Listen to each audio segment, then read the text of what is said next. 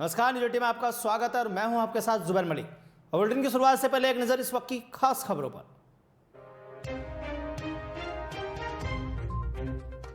श्रीनगर में दिनदहाड़े आतंकियों का हमला, सरकारी स्कूल में प्रिंसिपल और टीचर को मारी गोली।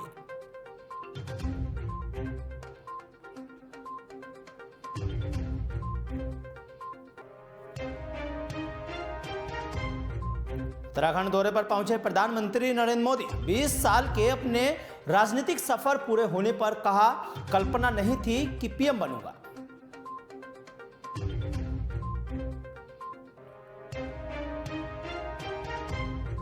लखीमपुर खीरी मामले में सुप्रीम कोर्ट ने स्वतः लिया संज्ञान। शुक्रवार को चीफ जस्टिस एनवी रमन्ना की पीठ करेगी सुनवाई।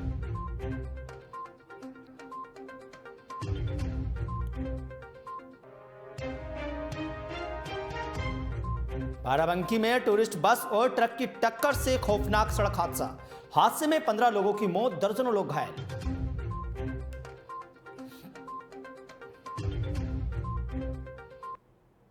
और अब खबरें विस्तार से। प्रधानमंत्री नरेंद्र मोदी आज उत्तराखंड के दौरे पर हैं। पीएम मोदी की प्रशासनिक राजनीतिक सफर के 20 साल पूरे हो गए हैं। इस मौके पर उत्तराखंड में अपने संबोधन के दौरान उन्होंने गुजरात के सीएम बनने से लेकर पीएम बनने तक बोलते हुए कहा है कि उन्होंने कभी कल्पना भी नहीं की थी कि वो एक दिन देश के प्रधानमंत्री बनेंगे।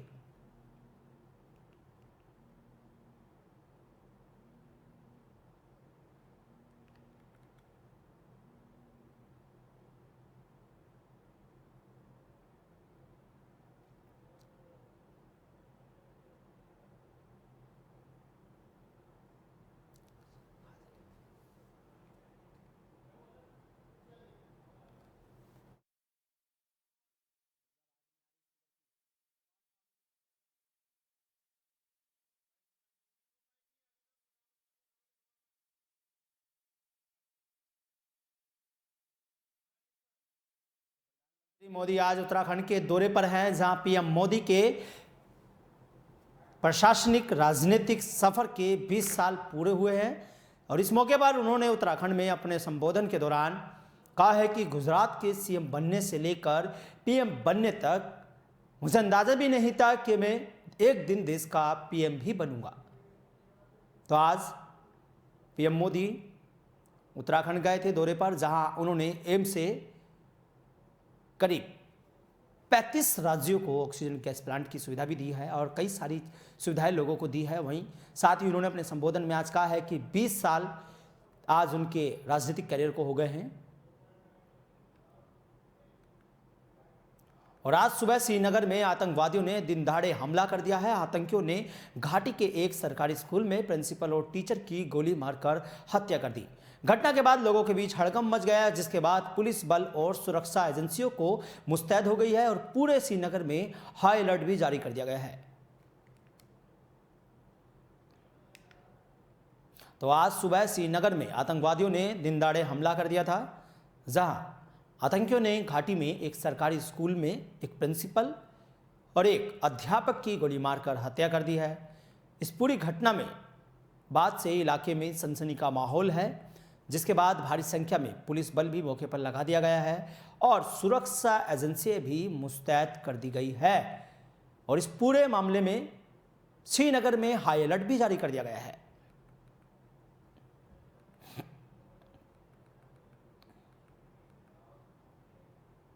उधर लखीमपुर खीरी कांड पर सुप्रीम कोर्ट में सुनवाई शुक्रवार तक टल गई है। इस मामले में सुप्रीम कोर्ट ने स्वतः संज्ञान लिया है। कोर्ट ने यह भी कहा है कि इस मामले को जनहित याचिका के तहत रजिस्टर करने को कहा गया था, लेकिन कुछ गलतफहमी की वजह से इसे स्वतः संज्ञान में डाल दिया गया। इस मामले पर chief justice of India NV Ramana की जजों की पीठ शुक्रवार को सुनवाई करेगी। तो आज सुप्रीम कोर्ट में लखीमपुर खीरी कांड पर सुनवाई हुई है। सुप्रीम कोर्ट ने स्वतः इसका संज्ञान लेते हुए कहा है कि इसकी अगली सुनवाई शुक्रवार को की जाएगी। और आज इस पूरे मामले में योगी सरकार से, जो सूबे की सरकार है उत्तर प्रदेश की, उनसे स्टेटस रिपोर्ट भी मांगी है लखीमपुर खीरी कांड को लेकर के। उधर पीएम मोदी ने प्रतापगढ़ के रानीगंज में वर्चुअल माध्यम से ऑक्सीजन प्लांट का उद्घाटन किया है।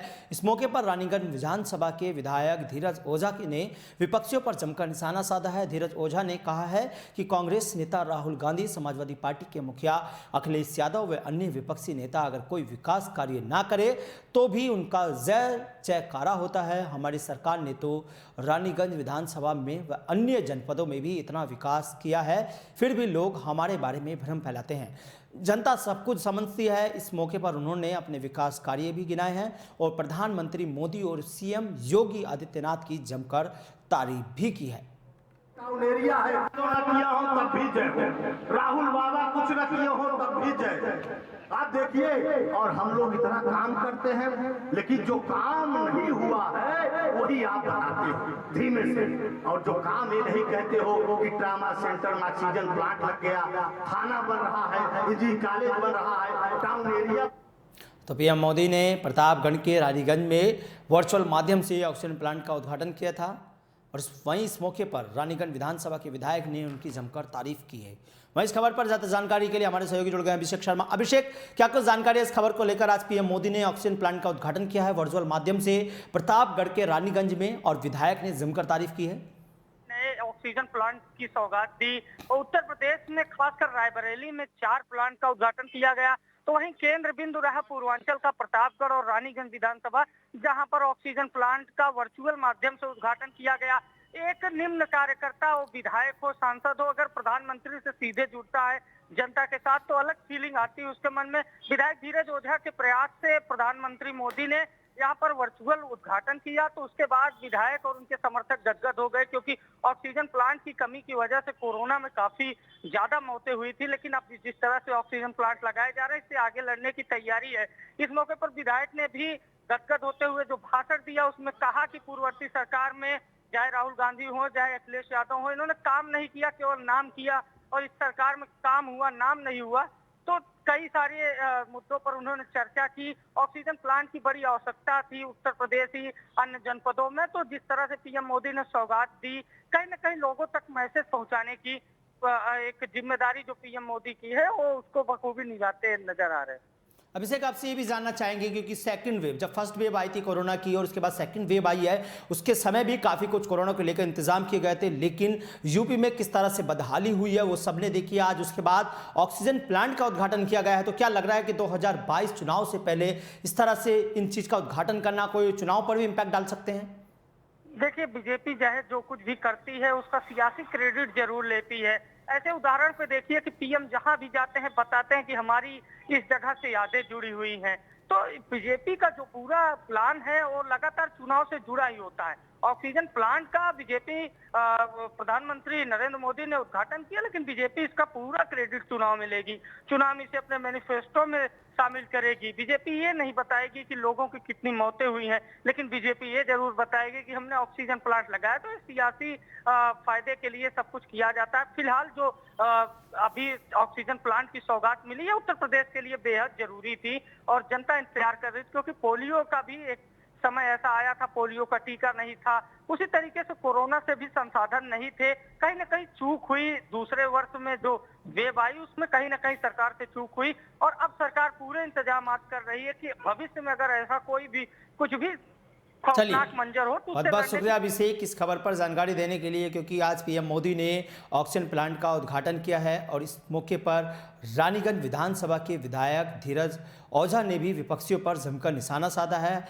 ओझा ने साफ तौर पर कहा है कि कांग्रेस नेता राहुल गांधी व सपा के मुखिया अखिलेश यादव ने कुछ काम नहीं किया, लेकिन फिर भी उनकी सरकार के जय जयकार के नारे लगते थे।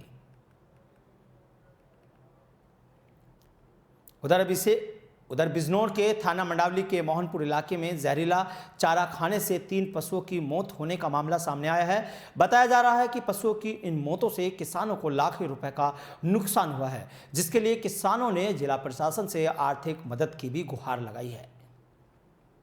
तो ये पूरा मामला बिजनौर इलाका है, जहां पर थाना मंडावली के एक किसान के पशुओं ने चारा खा लिया था, जिसके चलते उसके 3 पशुओं की मौत हो गई है, जिसके बाद हताश किसान ने प्रशासन से मुआवजे की भी गुहार लगाई है।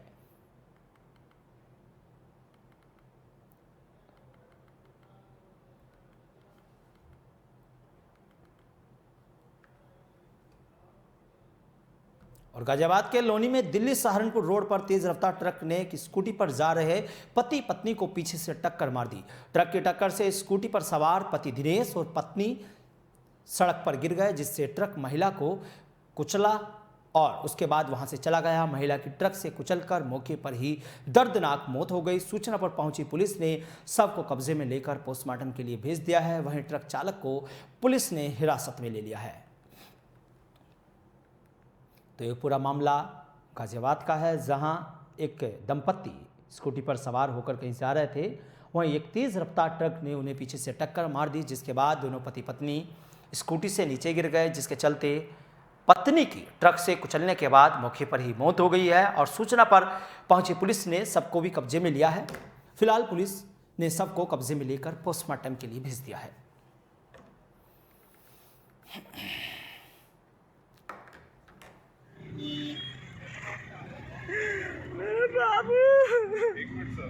भाई तेरे घरवाले का नाम क्या है? नाम क्या है उसके घरवाले का? वंदना है सर। तो ये पूरा मामला गाजियाबाद का है, जहां एक दंपत्ति स्कूटर पर सवार होकर कहीं जा रहे थे, तभी अचानक पीछे से तेज रफ्तार ट्रक ने टक्कर मार दी और दोनों नीचे गिर गए। वहीं इस खबर पर ज़्यादा जानकारी के लिए हमारे सहयोगी जुड़ गए हैं सचिन कुमार फोन लाइन पर। सचिन, क्या कुछ जानकारी इस खबर को लेकर के, जो एक दंपत्ति स्कूटी पर सवार होकर कहीं जा रहे थे और टक्कर लगने से उसकी पत्नी की मौत हो गई? जी सचिन, क्या कुछ जानकारी आपके पास, जो इस दंपत्ति में से एक उसकी पत्नी की मौत हुई है टक्कर लगने से? बागपत रोड का है सर, जहाँ पर एक दंपति अपने पति और पत्नी दोनों स्कूटी पर सवार अपने घर के लिए जा रहे थे। चलिए, बहुत बहुत शुक्रिया सचिन इस खबर पर जानकारी देने के लिए, क्योंकि ये पूरा मामला गाजियाबाद का है, जहां एक दंपत्ति पर टक्कर लगने से उसकी पत्नी की मौके पर ही मौत हो गई और उसके बाद मौके पर पहुंची पुलिस ने सबको कब्जे में लेकर पोस्टमार्टम के लिए भी भेज दिया है। फिलहाल ट्रक चालक को भी गिरफ्तार कर लिया गया है।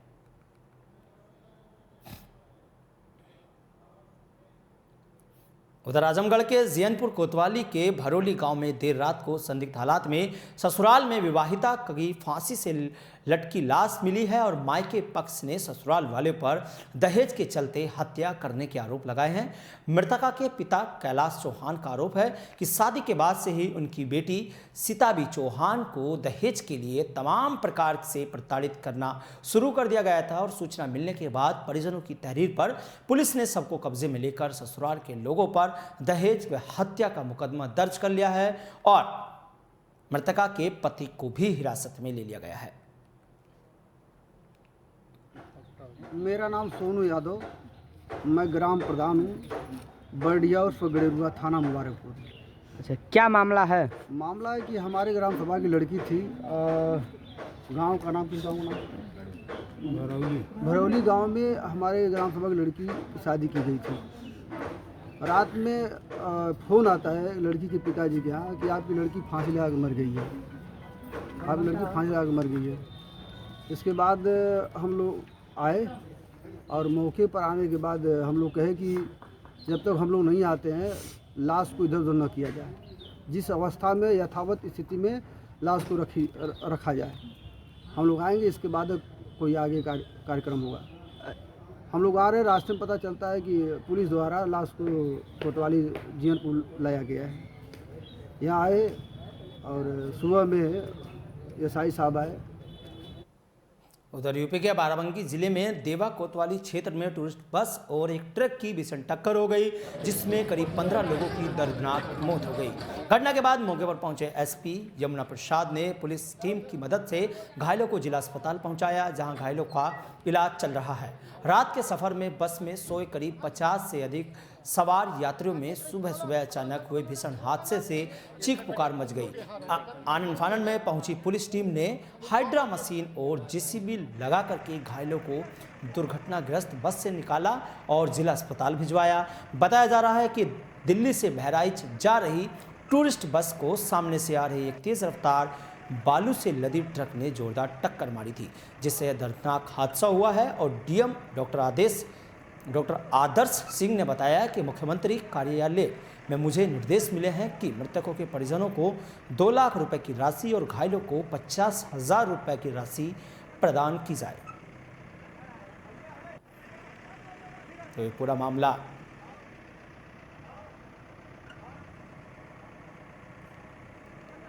मामला बाराबंकी का है, जहां दो कोतवाली क्षेत्र में एक टूरिस्ट बस और एक ट्रक की भीषण टक्कर हो गई थी, जिसमें 15 लोगों की दर्दनाक मौत हुई है। वहीं घटना के बाद मौके पर पहुंचे एसपी यमुना प्रसाद ने पुलिस टीम की मदद से घायलों को जिला अस्पताल भी पहुंचाया है। फिलहाल घायलों का जिला अस्पताल में इलाज चल रहा है और ये पूरा मामला रात के समय का है, जब करीब 50 यात्री सोए हुए थे। उस समय ये पूरी घटना हुई है। जनपद बाराबंकी के देवा थाना क्षेत्र के बुबरी गांव के पास में एक बस और ट्रक में आपस में भिड़ंत हो गई, जिसमें एक्सीडेंट के बाद काफ़ी लोग घायल हो गए थे। मौके पर पुलिस प्रशासन पहुंचा और उसके बाद वहां से घायलों को निकाल करके डिस्ट्रिक्ट हॉस्पिटल भेजा गया है, जिसमें 11 घायलों को ट्रामा सेंटर लखनऊ रिफर किया गया था। 4 घायलों का इलाज डिस्ट्रिक्ट बाराबंकी में चल रहा है और 14 लोग का प्राथमिक उपचार के बाद इनको भेज दिया गया है, अपने घरों पे भेजा जा चुका है। इसमें 26 टोटल घायल थे, जिसमें उसके बाद 15 यात्रियों की मृत्यु हो गई है। इसके पोस्टमार्टम की कार्रवाई चल रही है। एक टोल फ्री नंबर भी जारी किया गया है 9454417464। इस पे फ़ोन करके घायलों के बारे में या मृतक के बारे में जानकारी ली जा सकती है। अग्रिम विधिक कार्रवाई की जा रही है। उधर मेरठ के रोहटा थाना क्षेत्र के गांव किनोनी में स्थित बजाज हिंदुस्तान शुगर मिल में मजदूर गड्ढे में खुदाई का काम कर रहे थे। इसी दौरान मिट्टी की डांग गिरने से एक मजदूर की मौत हो गई, वहीं 2 मजदूरों की हालत गंभीर बताई जा रही है। सूचना मिलने पर मेरठ प्रशासन मौके पर पहुंचा, जहां अब किसी को भी मिल के अंदर जाने नहीं दिया जा रहा है। वहीं घटना के बाद शुगर मिल के बाहर लोगों का जमावड़ा हुआ लगना शुरू हो गया और पुलिस ने शव का पंचनामा भरवा कर के मामले की जांच शुरू कर दी है।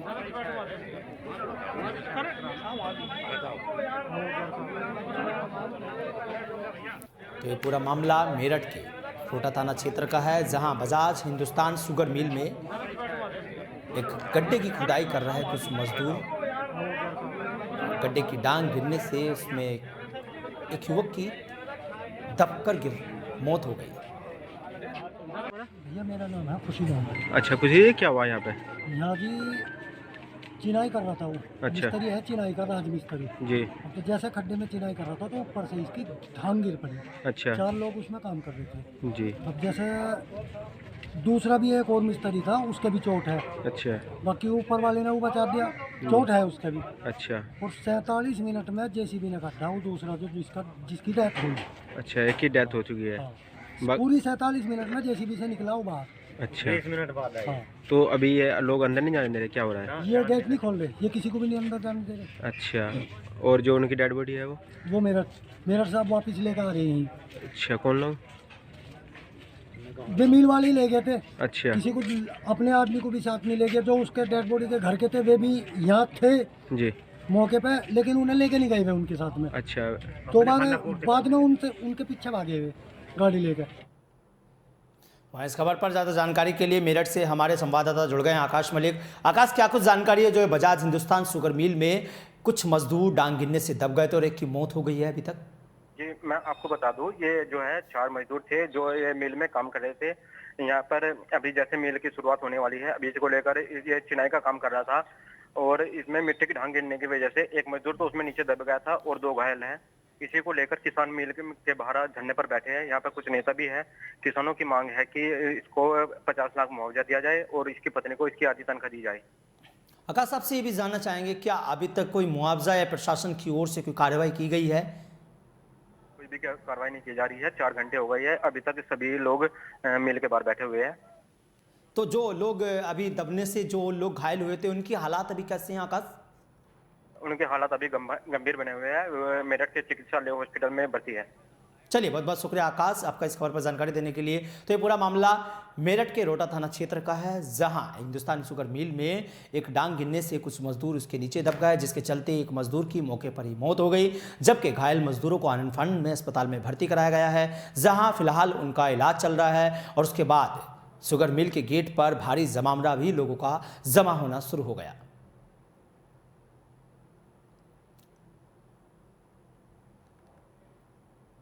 उधर लखीमपुर हिंसा में किसानों की मौत के बाद राजनीति गरमा रही है। कांग्रेस, सपा, बसपा व राष्ट्रीय लोकदल के नेताओं का लखीमपुर कूच करने का सिलसिला जारी है। इसी को लेकर के हरियाणा, पंजाब से विपक्षी पार्टियों के नेताओं के आने की सूचना पर पुलिस प्रशासन द्वारा यूपी हरियाणा बॉर्डर पर पूरी तरह से सील कर दिया गया है। जिले के डीएम और एसपी मौके पर तैनात है। इस दौरान सड़क के बीचों बीच बैरिकेडिंग खड़ी कर दी गई है, जिससे गाड़ियां जाम में फंस गई और यात्री पैदल सफर करने को मजबूर है। डीएम जसजीत कौर, एसपी सुकृति माधव ने यूपी हरियाणा बॉर्डर का निरीक्षण किया और वहां तैनात पुलिस प्रशासन के अफसरों को व्यवस्था के सख्त दिशा निर्देश भी दिए हैं।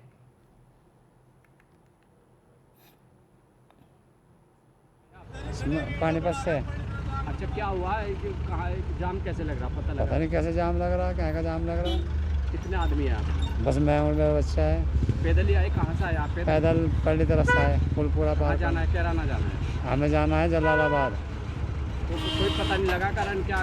कोई कारण पता नहीं चला। क्या नाम है आपका? नसीम है भाई जी। कहाँ जाना था आपको? पानीपत जाना था जी, मुजफ्फरनगर से आ रहा हूँ। क्या दिक्कत हुई? पता नहीं, यहाँ पे जाम लगा पड़ा है। क्या बताया गया है? ये बताया गया है कि आगे कुछ जाम लगा हुआ है, उसकी वजह से ट्रैफिक रोक रखा है, ट्रक लगा के इन्होंने, पुलिस वालों ने एक साइड का रास्ता बंद कर रखा है। किस तरह की समस्या आ रही है? समस्या बहुत ज़्यादा है जी, जाना इमरजेंसी था मेरे को भी, आगे गाड़ी मेरी भी जानी है बुकिंग पे। कहाँ जाना था? मेरे को पानीपत जाना था, पानीपत से फिर मैंने जाना था अम्बाड़ा जी, गाड़ी लेके अपनी। ये जो इंतजार कर रहे हैं, खमा कर रहे हैं। तो आज ये पूरा मामला गाजीपुर बॉर्डर का है, जहां उसको पूरी तरह से बॉर्डर को सील कर दिया गया है, क्योंकि हरियाणा और पंजाब से आने वाले सभी लोगों का चेकिंग किया जा रहा है। वहीं इस खबर पर ज़्यादा जानकारी के लिए हमारे सहयोगी जुड़ गए हैं संवाददाता श्रवण सैनी शामली से। श्रवण, क्या कुछ जानकारी है जो लखीमपुर हिंसा के बाद ये रोड को आज पूरी तरह से सील कर रखा है, बॉर्डरों को?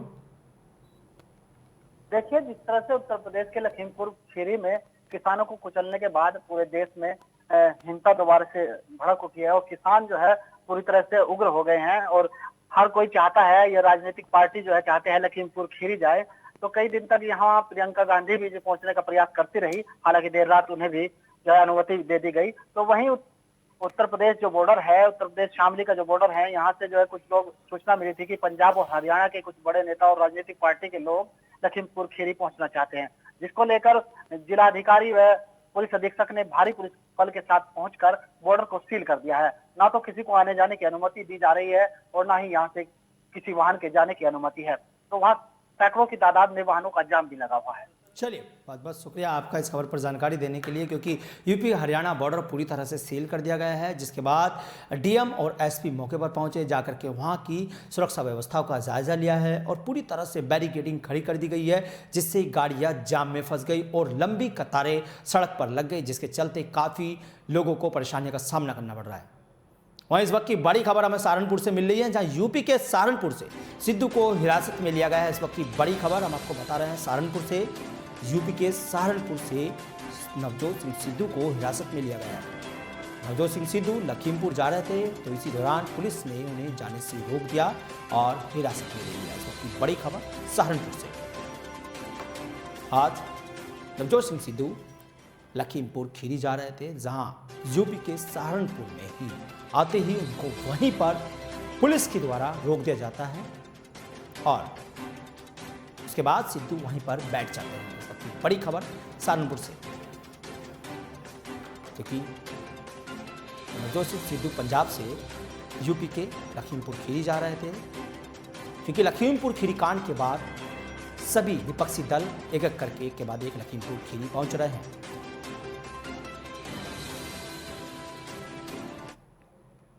उधर लखनऊ के इंदिरा गांधी प्रतिष्ठान में 3 दिवसीय अर्बन कॉन्क्लेव का आज समापन हो गया है। इस कार्यक्रम का समापन नगर विकास मंत्री आशुतोष टंडन ने किया है। इस कॉन्क्लेव में पीएम मोदी ने कई परियोजनाओं का शिलान्यास और लोकार्पण किया था। कार्यक्रम में Swachh Bharat mission, smart city mission, Atal mission for rejuvenations and urban transformation, Deendayal Antyodaya Yojana, Rashtriya शहरी आजीविका मिशन, प्रधानमंत्री आवास योजना, शहरी परिवहन आदि जैसी महत्वाकांक्षी योजनाओं की झलक दिखाई दी थी। इस दौरान नगर विकास मंत्री आशुतोष टंडन ने कहा कि हमारे लिए बहुत गर्व की बात है, 2 दिन पहले हमारे प्रधानमंत्री ने इसका उद्घाटन किया था और आज इसका समापन हुआ है।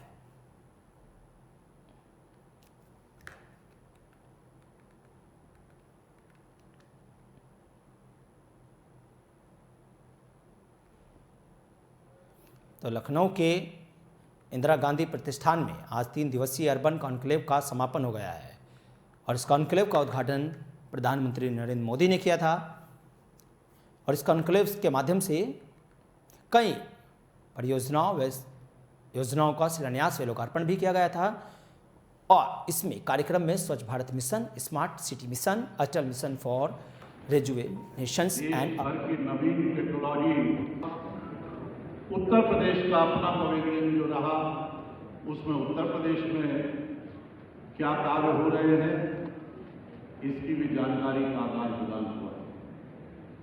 विभिन्न 17 सत्रों में आप सब ने बहुत व्यापक विचार विमर्श किया और मुझे लगता है कि इन सत्रों में डिस्कशन के बाद जो निकल के आया होगा वो निकट भविष्य में देश के नगरीय विकास में बहुत सहायक है। मित्रों, नगरीय विकास एक बहुत बड़ा क्षेत्र है। मैं इस खबर पर ज़्यादा जानकारी के लिए हमारे सहयोगी जुड़ गए हैं अभिषेक शर्मा लखनऊ से। अभिषेक, क्या कुछ जानकारी आपके पास इस खबर को लेकर कि जो कॉन्क्लेव का आज समापन हुआ है और प्रधानमंत्री मोदी ने ही इसका उद्घाटन किया था?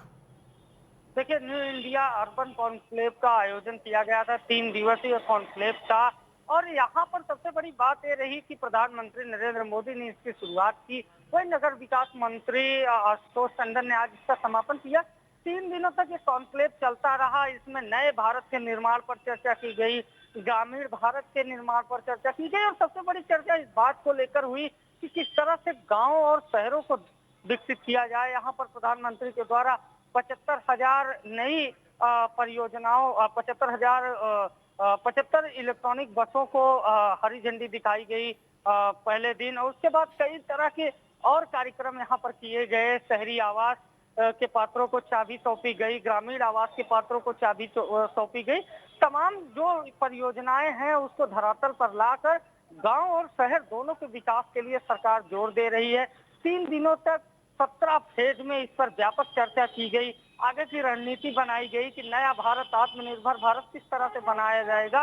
ये कार्यक्रम राजनीति से। चलिए, बहुत बहुत शुक्रिया आपका अभिषेक इस खबर पर जानकारी देने के लिए, क्योंकि इस कॉन्क्लेव में पीएम मोदी ने कई परियोजनाओं का शिलान्यास और लोकार्पण किया था।